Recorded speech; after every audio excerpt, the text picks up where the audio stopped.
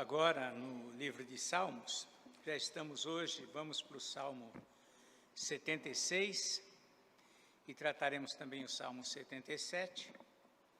Mas uma das coisas que a gente vê no livro de Salmos, e a gente se depara com essa grandeza de Deus, uma das coisas que mais os salmistas expressavam nos seus cânticos, tendo em vista que os salmos são cânticos. Neles nós nos deparamos com as emoções daqueles que compuseram, daqueles que cantavam. Nos deparamos também com a história do povo de Israel. Os salmos é um conjunto que traz todo esse conhecimento, mas fala muito dos sentimentos do salmista. Hoje nós vamos estudar o Salmo 76 e 77. Abrindo aí no Salmo 76, temos lá um título aí da nossa sociedade bíblica, A Majestade e o Poder de Deus. E o título original do Salmo, lá no hebraico, traz o título, Ao Mestre de Canto, com instrumento de cordas, Salmo de Asaf, Cântico. Vemos aqui neste Salmo um salmo que inicia com expressões de adoração a Deus. Ele começa dizendo, conhecido é Deus em Judá, grande o seu nome em Israel. Em Salém, Salém aqui é uma abreviação de Jerusalém, em Salém está o seu tabernáculo, e em Sião a sua morada. Ali despedaçou ele os relâmpagos do arco, o escudo, a espada e a batalha. Ele está aqui expressando a sua adoração a Deus, ao Deus que ele conhecia. Os salmistas, obviamente sendo judeus, eles eram desde a infância ensinados na palavra de Deus, ensinados na adoração a Deus, a reconhecer a grandeza e o poder de Deus. E aqui neste salmo, segundo a gente percebe, o autor destaca a poderosa intervenção de Deus em pelo menos duas ocasiões. Nós vemos isto aqui no verso 5, primeiramente. No verso 4, ele também exalta, dizendo, tu és ilustre e mais glorioso do que os montes eternos. Ele engrandece aqui o Senhor. E no verso 5 nós percebemos uma citação de algo que tem a ver com a sua história, Entendemos aqui, ele tratando sobre aquele cerco de Senaqueribe, já vamos falar já, mas diz assim o verso 5. Despojados foram os de ânimo forte, jazem a dormir o seu sono, e nenhum dos valentes pôde valer-se das próprias mãos.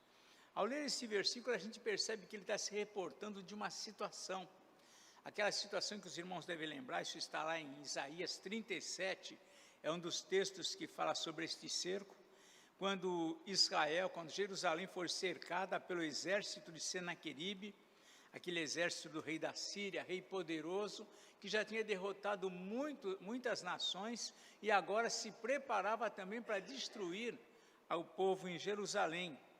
E nesse contexto, quando ele blasfemava contra Deus, dizendo que o Deus de Israel não era melhor do que os outros deuses, se o rei tinha vencido tantas outras nações, por que seria diferente com aquela cidade? Então ele vem blasfemando, se engrandecendo o próprio exército, e o Senhor disse que ali ele não ia lançar nenhuma flecha sequer. E aí o Senhor, naquela noite, o Senhor operou ali, o anjo do Senhor saiu e feriu no arraial dos assírios a 185 mil homens. Podemos ver isto aqui no livro de Isaías, capítulo 37, verso 36, está essa descrição.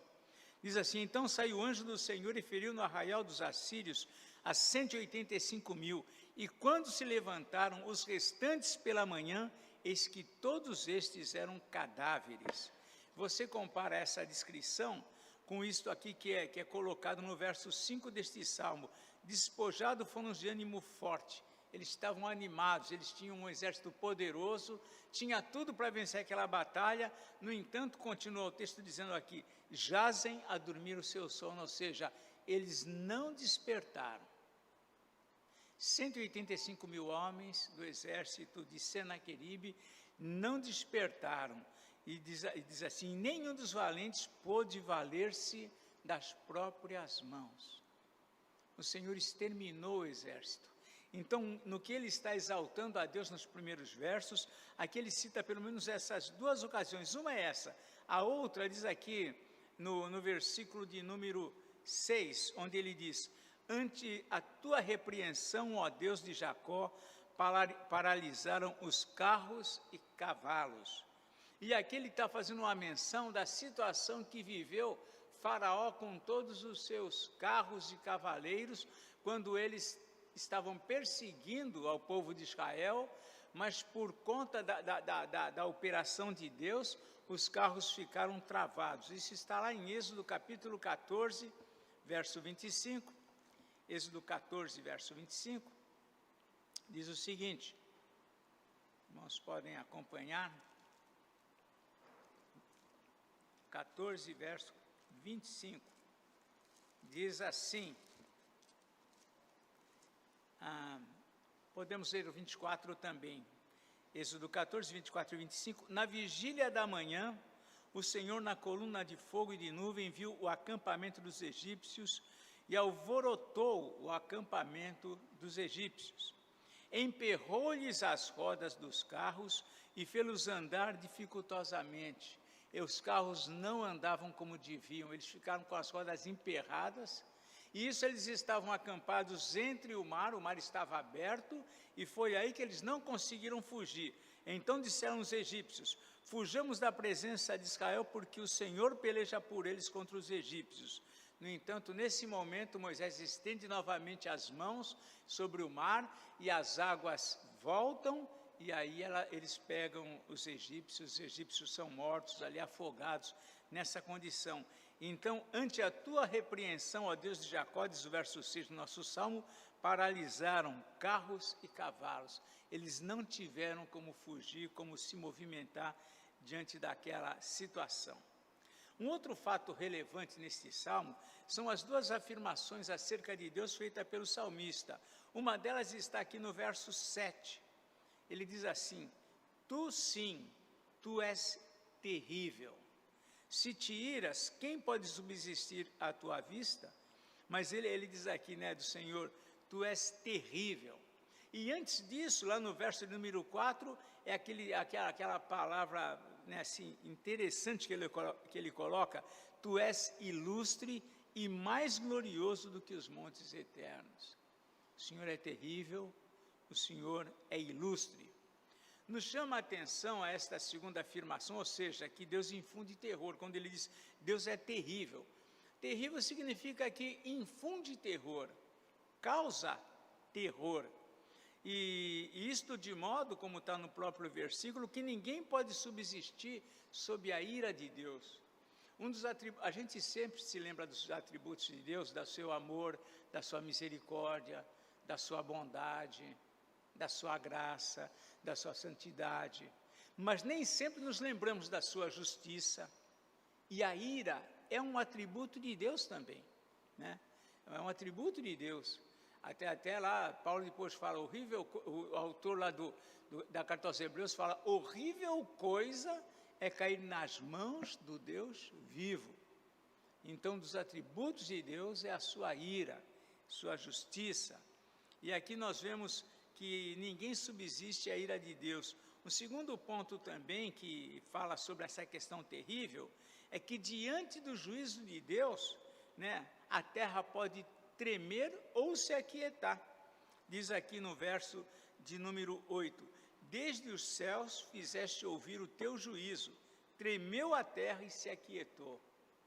Quando Deus age, quando Deus exerce o seu juízo, a terra treme, tudo se é abalado diante do juízo de Deus.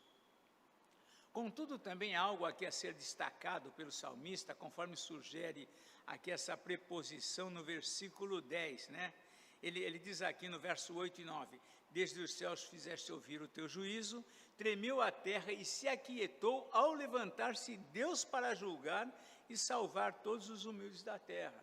Deus age, a terra treme.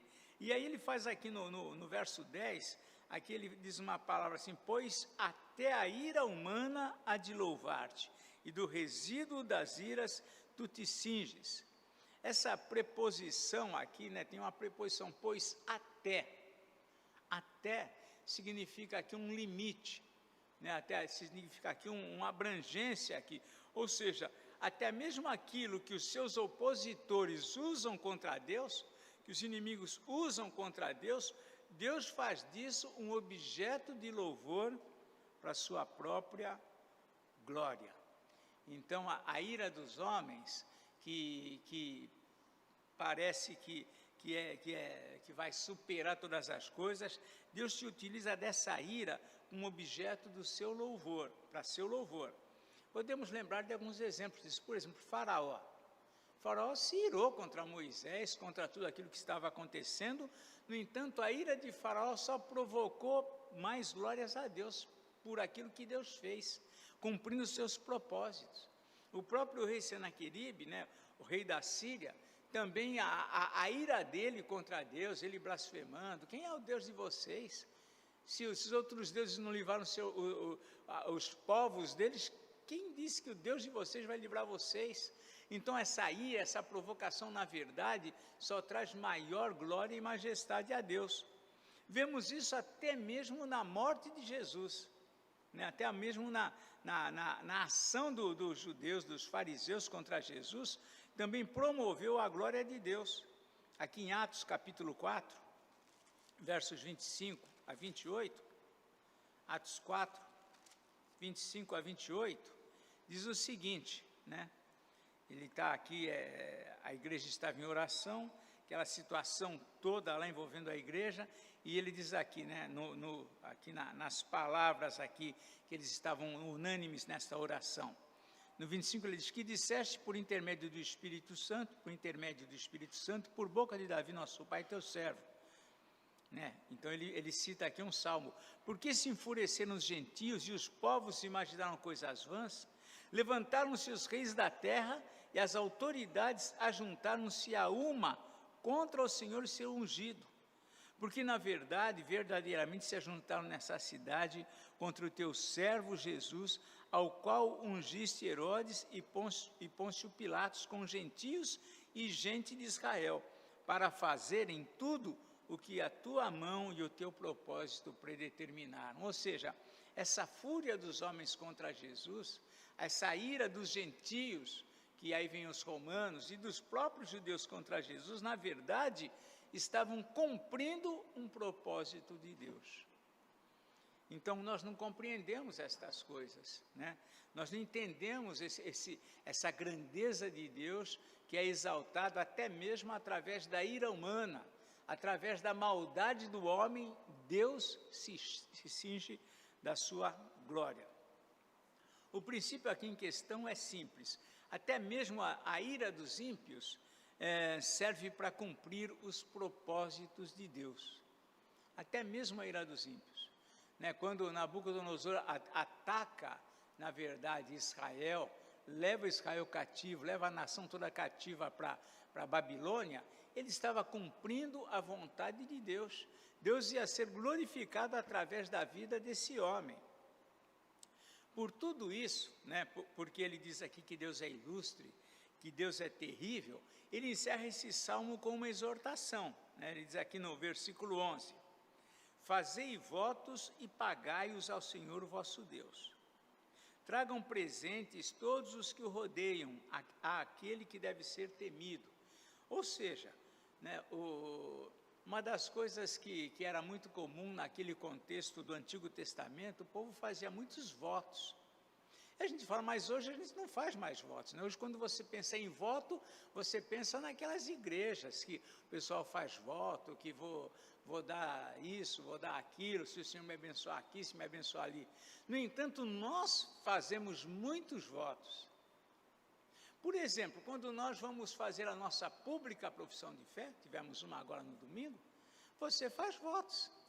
Você promete ser assíduo à igreja, você promete ler a Bíblia. Quando você batiza os seus filhos, você promete ensiná-los no caminho do Senhor, trazê-los à igreja, ensiná-los a... Nós temos votos, nós também fazemos votos.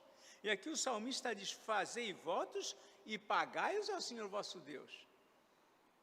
Então, às vezes, nós não pensamos no sentido de sermos levianos. E às vezes o crente age com leviandade. Ele faz votos que não cumpre depois.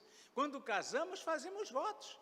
Votos de fidelidade, na saúde, na doença. Depois não vai ter que ir até o fim. Na saúde, na doença, na tristeza, na riqueza, na pobreza. São votos. E aqui o salmista diz, fazei votos e pagai-os ao Senhor.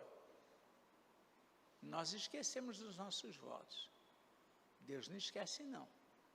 Deus não perde de vista. Tragam presentes todos os que o rodeiam, aquele que deve ser temido. Então, o povo de Deus era um povo que ofertava. E aí ele encerra dizendo, ele quebranta, né, sobre esse poder de Deus, o mais ilustre, o mais glorioso, Deus terrível. Ele quebranta o orgulho dos príncipes, ou seja, os príncipes, quando ele trata aqui os príncipes eram as pessoas mais importantes de cada tribo. Os príncipes eram os homens, vem até da própria palavra, principais. Hoje, príncipe, a gente imagina aquele jovem, bem vestido, bem trajado. Não, príncipe significa principal, né? Então, ele quebranta o orgulho dos príncipes. Mesmo os homens principais têm o seu orgulho quebrado pelo Senhor. E diz assim, é tremendo aos reis da terra, ou seja, mesmo os mais poderosos da terra, Deus é tremendo diante deles. Então nós vemos aqui nesse salmo, esse salmo de adoração, de exaltação, quando ele toma esses exemplos do passado para engrandecer o nome de Deus. Muito bem, vamos lá para o Salmo 77. Vamos lá. A experiência vivida aqui pelo salmista traz lições preciosas para todos nós. O autor do Salmo diz aqui o título, né, também o título original, diz aí, ao mestre de canto Jedutum.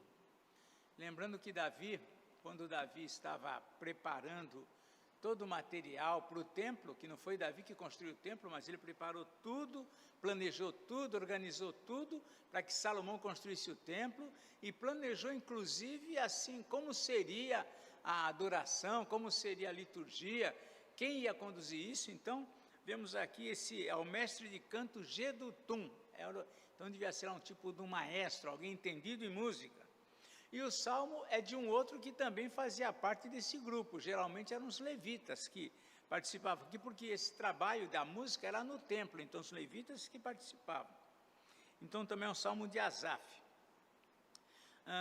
Então vemos aqui que à luz das palavras desse salmo, o salmista estava vivendo, isso é muito comum, parece que diversos salmos a gente repete as mesmas ideias, né?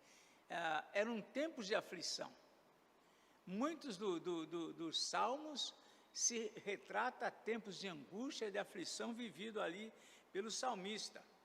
Conforme aqui o verso 1, ele parece estar vivendo uma ocasião que requer um urgente socorro da parte de Deus. Ele diz aqui, elevo a Deus a minha voz e clamo. Elevo a Deus a minha voz para que me atenda. Elevar a Deus a sua voz, aqui a gente podia até assim, né, numa outra, ele grita, ele clama, como se ele quisesse ser ouvido por Deus. Elevo a Deus a minha voz, dirijo ele a minha voz, né? E para que ele me atenda, ele clama aqui ao Senhor, ele grita para ser atendido.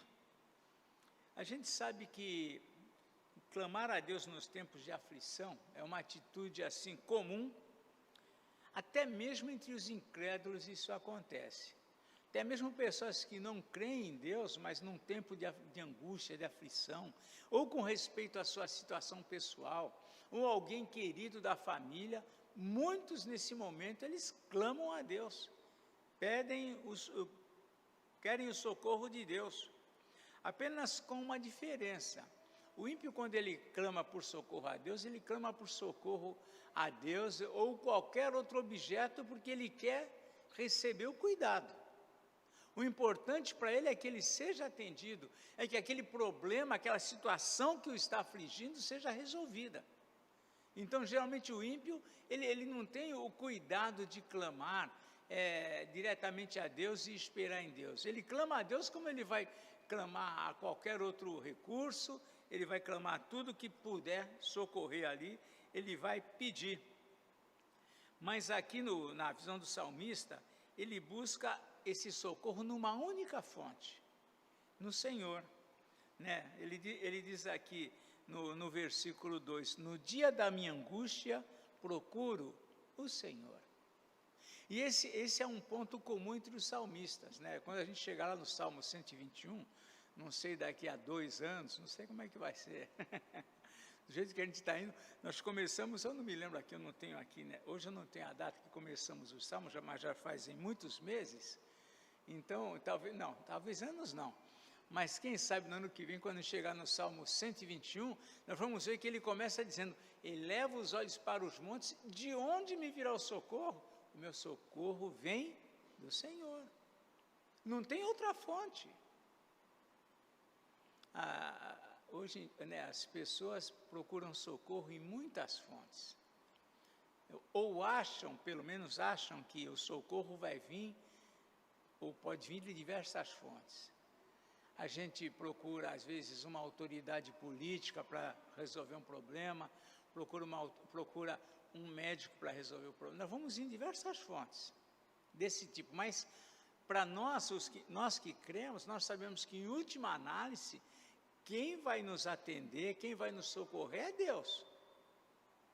O médico ou a pessoa é apenas um instrumento. E é nesse sentido de que Deus é a fonte, é que o salmista diz, né? No dia da minha angústia procuro o Senhor, não outra fonte. E mais ainda, ele persevera, não só busca o Senhor, mas ele persevera em esperar em Deus, ainda que o socorro não venha de imediato. Ele continua aqui no dia da minha angústia, procuro o Senhor, erguem-se as minhas mãos durante a noite e não se cansam. Não se cansam porque ele às vezes tem que ficar muito tempo esperando em Deus. E a minha alma recusa consolar-se. Então ele não diz para nós o que ele estava vivendo, ele está contando a experiência da angústia que ele vivia, mas não a razão dessa angústia. Então ele clama ao Senhor, ele ergue as suas mãos durante a noite, não se cansa, a sua alma recusa consolar-se, ele não quer descansar, ele quer ver o cuidado de Deus se manifestando na vida dele. Ele ergue as minhas mãos durante a noite e não se cansam. Contudo, embora haja esperança de socorro, e ele menciona isso, a espera não evita também a inquietação dele. Por mais que nós confiemos em Deus, a nossa fragilidade, a nossa humanidade nos leva à inquietação. Diz aqui o verso 3, lembro-me de Deus e passo a gemer, medito e me desfalece o espírito. Não me deixa pregar os olhos, tão perturbado estou que nem posso falar. Então, mesmo ele confiando em Deus, ele procura o Senhor, mas isso não significa, procura o Senhor e vou sair rindo, não. Eu procuro o Senhor e continuo ali esperando, clamando, sofrendo, inquieto, ansioso, receoso. Então ele diz que ele não consegue pregar os olhos, ele está perturbado, não está se sentindo em paz.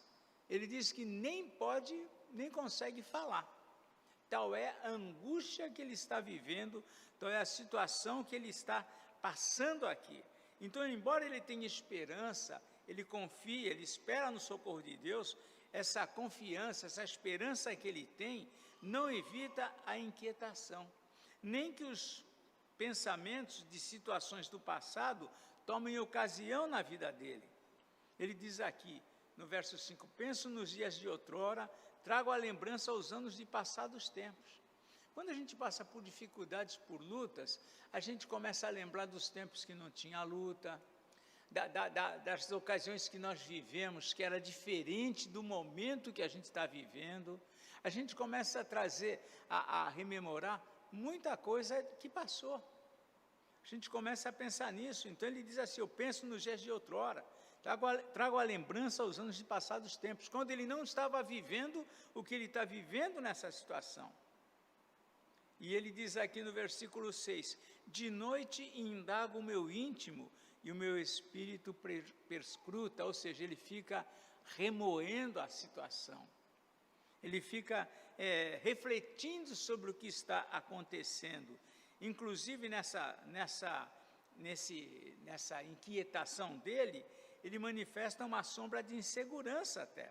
Ele diz lá, de noite indago o meu espírito, e meu espírito, aliás, indago o meu íntimo, fica pensando consigo mesmo, né? E o meu espírito perscruta. Perscrutar é analisar, é considerar, é refletir. E ele refletindo o quê? O que ele fica pensando? Aí ele diz aqui no verso 7, rejeita o Senhor para sempre? Era o que ele estava sentindo. Será que o Senhor me rejeitou? Será que eu não tenho mais? Deus não vai mais me atender? Será que eu vou viver agora, a minha situação vai ficar nesse quadro? Ele continua, acaso não torna a ser propício, ele não vai ser favorável novamente comigo? Veja que o que ele está sentindo é o que a gente sente, às vezes, em determinadas situações. Até quando, né? Tem o Salmo 100, acho que o Salmo 13, o salmista diz lá, até quando, Senhor, até quando? Ele é um ser humano como a gente, que está expressando aqui no Salmo as angústias que ele vivia, os sentimentos que ele tinha. Acaso não torna a ser propício? Será que ele não vai ser favorável novamente comigo? Cessou perpetuamente, ele vai fundo, cessou perpetuamente a sua graça? O Senhor não vai mais, né, me abençoar, cuidar de mim, me livrar? Caducou a sua promessa para todas as gerações? Mas, né, ele está aqui trazendo a lembrança da aliança. Deus tinha uma aliança com o povo de Israel. Essa aliança era uma aliança em que Deus seria favorável, em que Deus não ia abandonar o povo, que Deus não ia deixá-los jamais. Mas ele aqui, nesse momento de angústia, até o impensável, ele começa a pensar. Caducou a sua promessa para todas as gerações? Esqueceu-se Deus de ser benigno? Ou na sua ira terá ele reprimido as suas misericórdias? Será que Deus está tão irado comigo ou com a nação? Não sabemos o que aqui envolve. Será que ele está tão irado com a nossa situação, com a gente, que ele reprimiu, ele não vai liberar as misericórdias para com a vida da gente?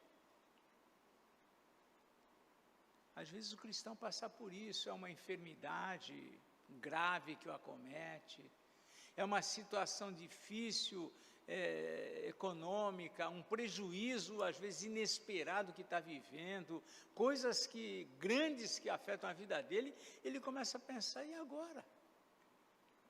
Então ele retrata aqui essa angústia que por vezes nós podemos estar vivendo também, né? Ele passa por ele toda essa inquietação, essa insegurança quanto aos cuidados de Deus, quanto à fidelidade de Deus. Será que Deus vai ainda continuar fiel àquela aliança ou não está mais? E nesse contexto, é num contexto assim, que muitos se perdem no tempo de espera pelos cuidados de Deus, que muitos perdem a esperança, que muitos acham que a sua situação não vai ter saída, não vai ter solução.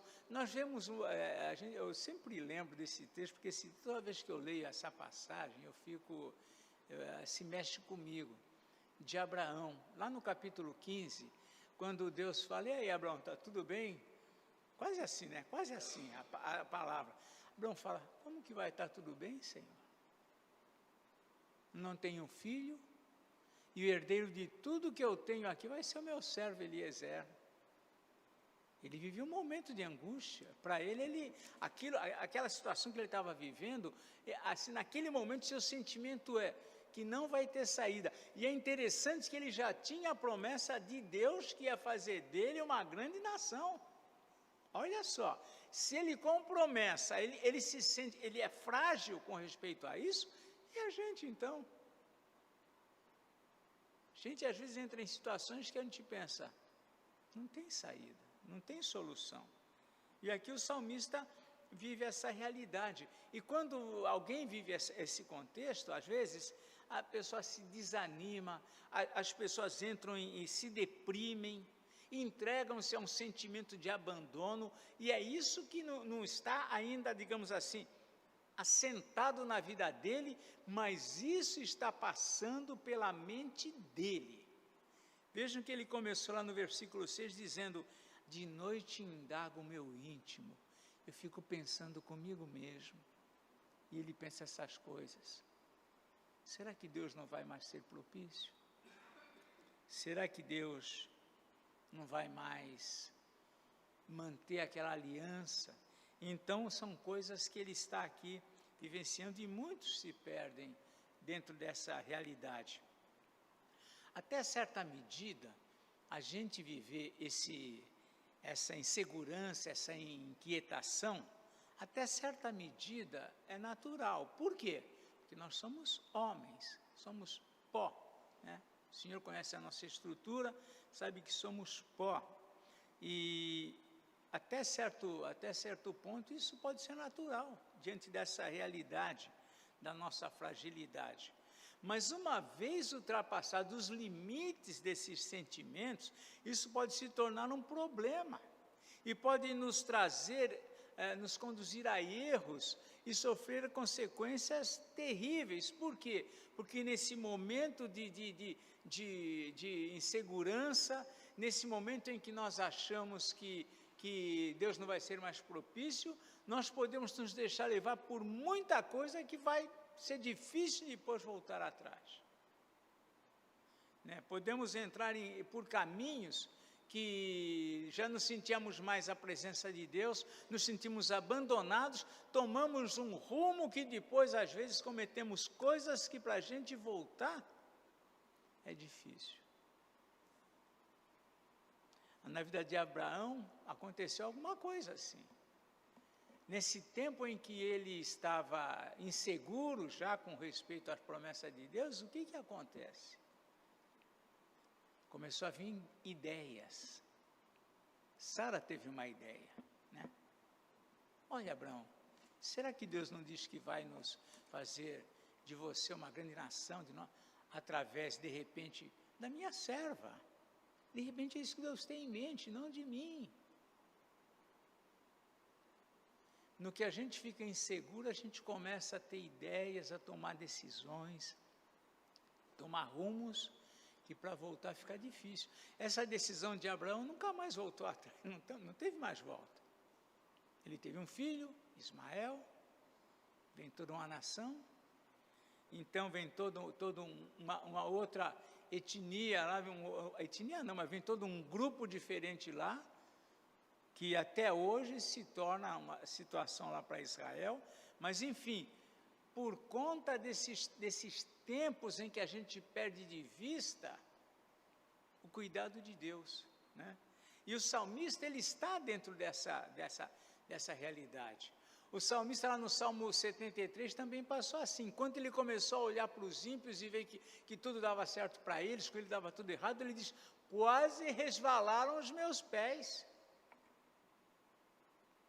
Então, são situações que a gente precisa ter muito cuidado, quando a gente está passando por momentos difíceis, complicados, a gente precisa ter muito cuidado, estar muito atento aos passos que a gente vai dar, porque a gente pode, nesse momento, tomar direção que não é aquilo que Deus requer de nós. E com relação a isto, o salmista nos traz uma lição muito importante, a como reagir com respeito a nós mesmos nessa hora, né? Veja que ele começa lá no versículo 6, essa questão, esse questionamento íntimo, né? De noite indago o meu íntimo e meu espírito perscruta, fica ali analisando tudo o que ele está vendo, tudo que ele está vivendo, e ele começa a pensar, rejeita o Senhor, será que o Senhor rejeitou, etc. E aí no verso 10 ele cai em si, no que ele começa a refletir, ele mesmo encontra uma resposta. No versículo 10, ele diz o seguinte, né? Então disse eu, isto é a minha aflição.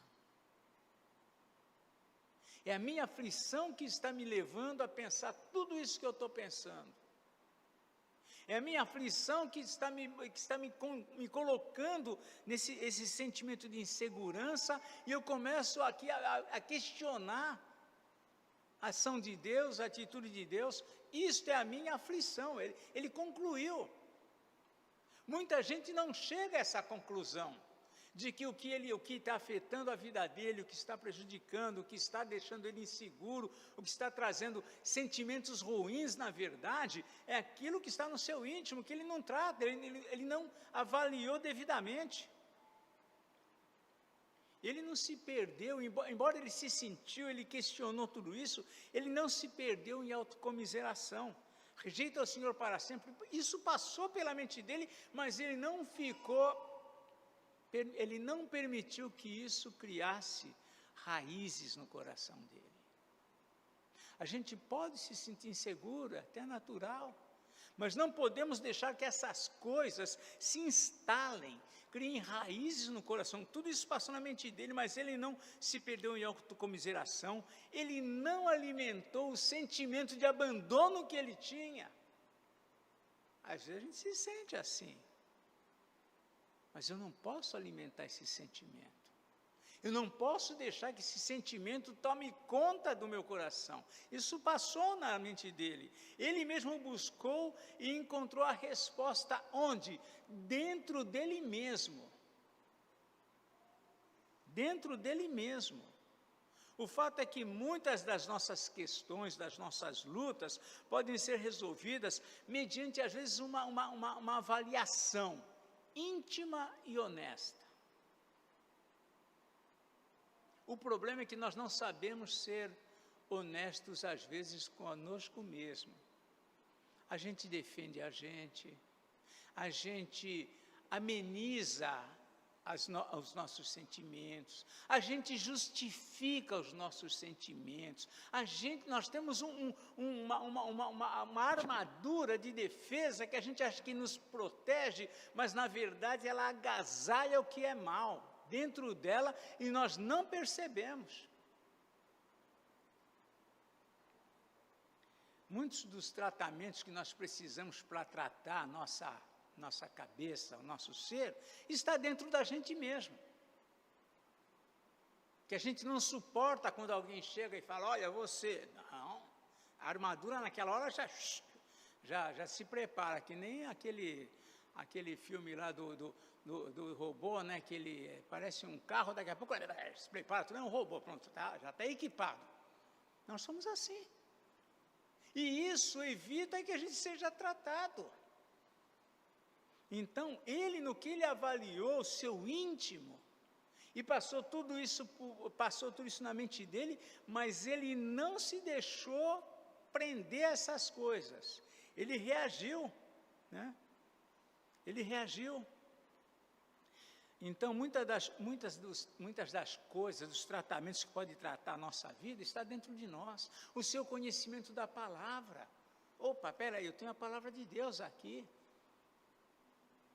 Salmo 19 diz que a palavra do Senhor, a lei do Senhor é perfeita e restaura a alma. Opa, é com ela que eu vou me apegar, é nela que eu vou me tratar. Tratar minhas brigas comigo mesmo, tratar minhas insatisfações, tratar os meus anseios, tratar as minhas inseguranças, os meus medos, tratar. Muito disso está dentro da gente. O fato é que o salmista encontrou a resposta que ele precisava dentro de si mesmo. Então eu disse, isto é a minha aflição, né?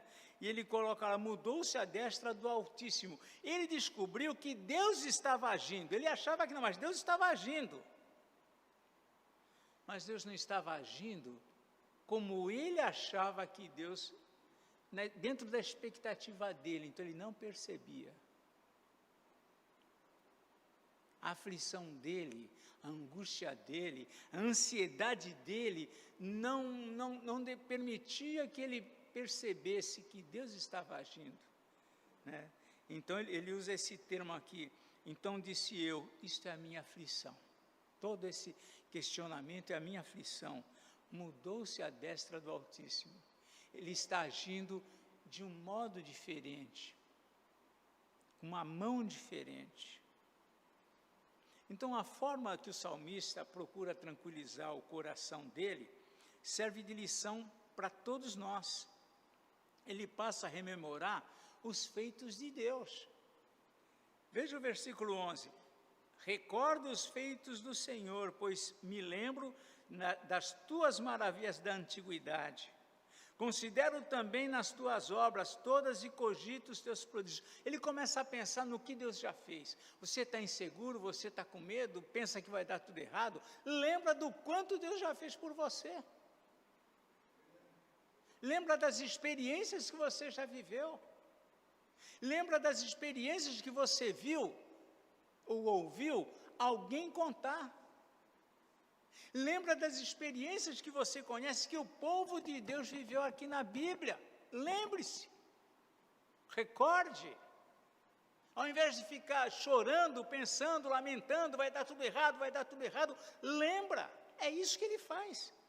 Recordo os feitos do Senhor, pois lembro das tuas maravilhas da antiguidade. O que ele lembra? O poder de Deus. Deus é poderoso. Deus tirou uma nação do Egito. Deus sustentou um povo no deserto, com água onde não tinha água, com alimento onde não tinha alimento. Então Ele vai cuidar de mim também. Ele livrou o povo quando Senaqueribe me cercou e não tinha saída. Deus livrou, Ele pode me livrar também. É isso que Ele está ensinando para a gente, através aqui deste salmo. Mas Ele não simplesmente rememora, traz à memória as coisas lá que Deus fez, tá? Mas veja aqui no versículo 12, considero também nas tuas obras todas e cogito nos teus prodígios. Ele não só recorda, ele considera. Uma coisa é as pessoas falar uma palavra para você, outra coisa é você considerar na palavra que você ouviu. Isso é diferente. Considerar é você pensar, você meditar, você refletir sobre isso. Ele rememora as coisas que Deus fez. O que Ele faz de tudo isso? Ele passa ali a considerar. Considerar. Pensar sobre isso, meditar sobre todos os fatos. É interessante que ele fala assim, considero também nas tuas obras todas. Considero nas tuas obras todas e cogito dos teus prodígios. Eu cogito, eu falo, eu trato, eu avalio, eu penso, eu reflito sobre essas coisas. Nós lembramos às vezes de muitas coisas da Bíblia, muitas ações de Deus, mas às vezes a gente está passando por um problema e não sabemos, parece que tudo isso que a gente sabe, parece que não tem nada a ver com o que eu estou vivendo. Então, para que aquilo serve? Para um conhecimento? Para eu contar uma história? O salmista, ele rememora, eu recordo os teus feitos, considero nesses caminhos, ele aplica essas coisas, isso que ele vê de Deus no passado, ele aplica a vida dele agora. O que eu faço com tudo isso? Eu aplico. Ah, Deus livrou o povo, então Ele pode me livrar. Deus sustentou o povo, Ele pode me sustentar.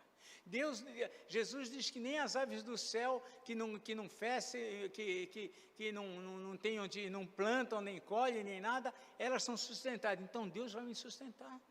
Para que servem essas informações? Eu tenho que recordar e tenho que considerar sobre isso. O autor não nos informa, é interessante, ele não nos informa se ele recebeu o socorro que ele queria de Deus. Você não vê no Salmo aqui, se lê ele todo, não sabe se recebeu esse socorro que ele esperava de Deus. Mas quando ele recorda das obras do Senhor, e isso ele faz dos versos 13 a 20, olha lá, ele começa a recordar, a considerar. 13 a 20 diz assim, o teu caminho, ó Deus, é de santidade, que Deus é tão grande como o nosso Deus. Ele está aqui já trazendo aqui, considerando, Tu és o Deus que opera as maravilhas, e entre os povos tem feito notório o teu poder. Com o teu braço remiste o teu povo, os filhos de Jacó e de José. Viram-te as águas, ó Deus, as águas te viram e temeram, até os abismos se abalaram, o mar se abriu. Grossas nuvens se desfizeram em água. Houve trovões nos espaços, também as suas setas cruzaram de uma parte para outra. O ribombar do teu trovão ecoou na redondeza. Não foi o cientista que descobriu a redondeza, que parece que ele já estava na redondeza. O rebombar do teu trovão ecoou na redondeza, os relâmpagos alumiaram o mundo. A terra se abalou e tremeu. Pelo mar foi o teu caminho, as tuas veredas pelas grandes águas, e não se descobrem os teus vestígios. O teu povo, tu o conduziste como rebanho pelas mãos de Moisés e de Arão.